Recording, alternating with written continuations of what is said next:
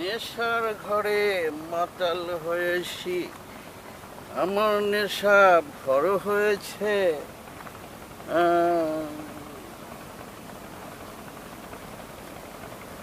কি হ্যাঁ এখন বউও চেনেন না ব্যাপার কি?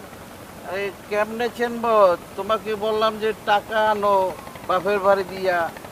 টাকা না দিলে আমি কেমনে তোমাকে চিনি? তোমাকে পাঠাইলাম, তুমি টাকা আনছো? দাও, টাকা দাও। না আমি আর টাকা দিতে পারবো না, বারবার বাপের বাড়িতে টাকা আইনা দিমু আর তুমি মদ খাবা, আমার সংসারে কোনো খরচ করতে পারো না, কিছু না।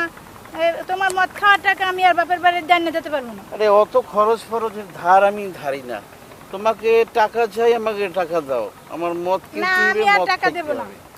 কেন টাকা দেবা না? তুমি যদি না। টাকা না দিতে পারো তাহলে তুমি তোমার বাপের বাড়ি চলে যাও, আমার কাছে থাকতে পারবে না।